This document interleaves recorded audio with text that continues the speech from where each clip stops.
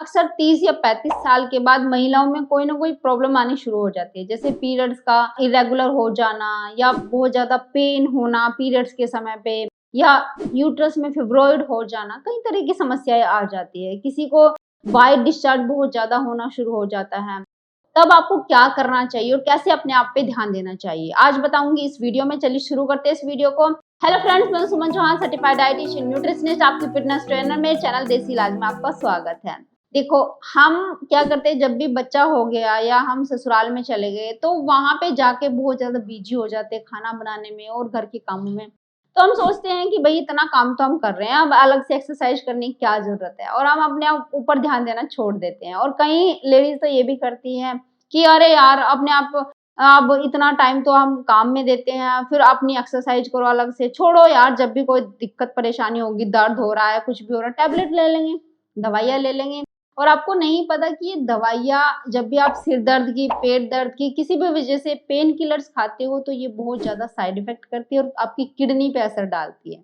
और आपने देखा ही होगा कि जैसे आपके ऑर्गन्स ठीक से काम नहीं करते हैं तो आपको प्रॉब्लम और ज्यादा बढ़ती चली जाती है। तो आपको ध्यान देना चाहिए। और अक्सर मैंने ये देखा है कि डिलीवरी के बाद हमारी यूट्रस को लेके कोई ना कोई परेशानी होना शुरू हो जाती है। और कुछ बच्चियों में तो ये भी है कि पहले से ही प्रॉब्लम आ रही है, जैसे पीसीओडी की समस्या है, इन्फेक्शन हो जाता है, यूरिन में इन्फेक्शन हो जाता है, पीरियड्स इरेगुलर हो रहे हैं बहुत ज्यादा। वो इस वजह से हो रहे हैं क्योंकि खान पान हमारा अच्छा नहीं है। जैसे छोटी छोटी बच्चे होती है, 15-16 साल की उम्र में ही कॉलेज जाती है, स्कूल जा रहे हैं, तो बाहर का खाना वो ज्यादा खाने लगते हैं। इस वजह से भी प्रॉब्लम आनी शुरू हो गई है। मैं सॉल्यूशन पे आती हूँ, आपको करना क्या है। देखो, एक्सरसाइज हो गई, योगा हो गए, आसन हो गए, हमारे आयुर्वेद में भी बताए गए हैं। तो ये करके हम अपनी बॉडी को फिट रख सकते हैं, हम दवाइयों से बच सकते हैं। जो बड़े बड़े ऑपरेशन हम करवाने जाते हैं डॉक्टर के पास, हमारे पास समाधान नहीं बचता है, तो उनसे भी हम बच सकते हैं। और जो हमारी बच्चियां हैं, जैसे 20 साल के, 22 साल की, जब उनकी शादी होती है, शादी के बाद उनके इश्यू आने शुरू हो जाते हैं, वो माँ नहीं बन पाती है, तो उस प्रॉब्लम को भी हम सोल्व कर सकते हैं। 3 आसन जो बहुत जरूरी है हर महिला के लिए, चाहे वो एक लड़की हो, चाहे वो महिला हो बड़ी एज की। तो कौन सा आसन? सबसे पहला आसन मैं बताती हूँ जो कि हमारी पीरियड्स के लिए, हमारी यूट्रस के लिए बहुत ही हेल्दी आसन है, वो है तितली आसन। सब महिलाओं को जरूर करना चाहिए अगर अपने लोअर पार्ट को आप हेल्दी रखना चाहते हैं। इस तरीके से आपके जो मसल्स होते हैं लोअर एरिया के, वो भी स्ट्रोंग होने शुरू हो जाते हैं। कमर दर्द का इश्यू होता है जिसे, या लेग्स में पेन आने लगता है, थाई बहुत ज्यादा हैवी हो गई है, या यूरिन में इन्फेक्शन रहता है, तो ये आसन, तितली आसन, इस तरीके से आपको करना है। कम से कम 2 मिनट के लिए बहुत ही लाभकारी है, हर महिला के लिए, हर लड़की के लिए।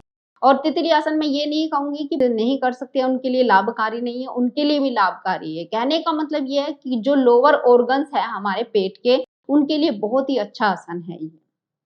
तो कम से कम 2 से 3 मिनट एक दिन में जरूर करें। अगर नहीं समय है तो 30 सेकंड तो जरूर निकाले इस आसन को करते हुए। तो ये करना है।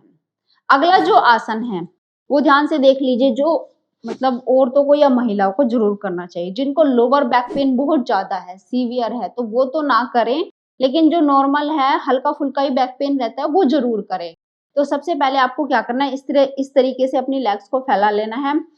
सांस भरते हुए आप अपनी कमर को सीधी कर दे इस तरीके से, और आप धीरे धीरे आगे की तरफ झुके और अपने अंगूठों को ऐसे पकड़ लें। देखो, सभी तो बिल्कुल आगे की तरफ नहीं जा सकते एकदम से, तो आप इस तरीके से पकड़ के इतना ही झुके जितना आप पहली बार में झुक सकते हैं, ज्यादा खींचातानी ना करें।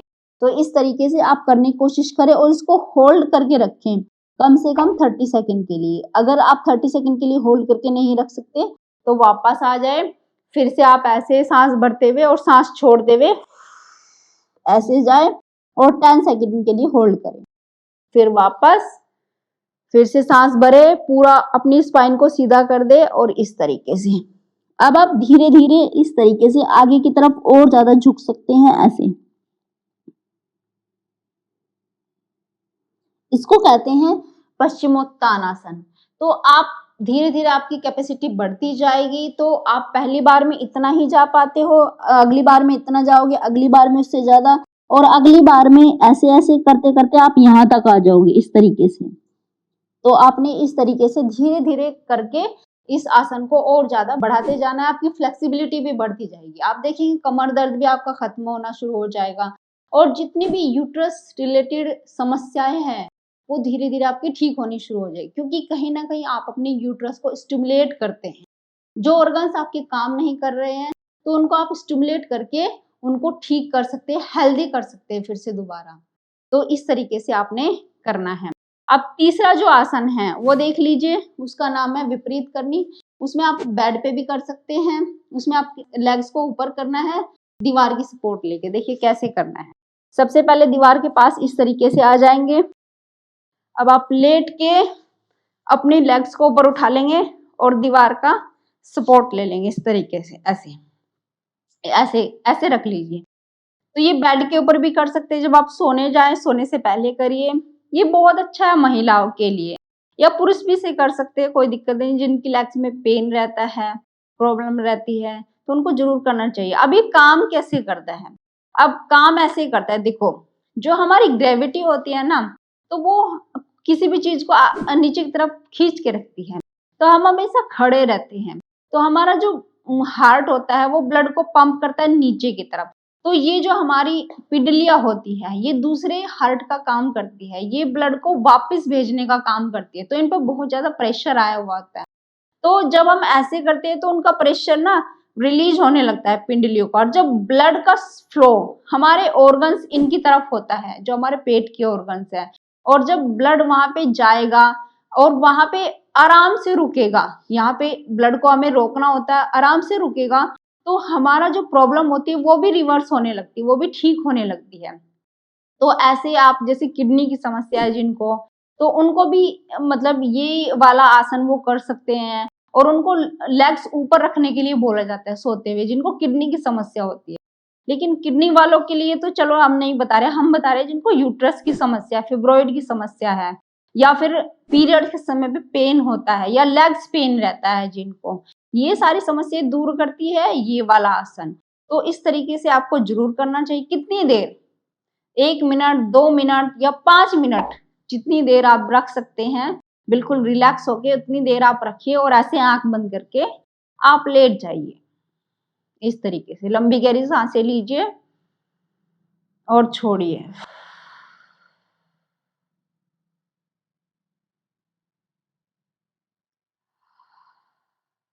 ऐसे अपने ऊपर ध्यान देना है बिल्कुल। और इस पोजीशन में जितनी देर आप लेट सकते हैं उतनी देर आपने लेटना है।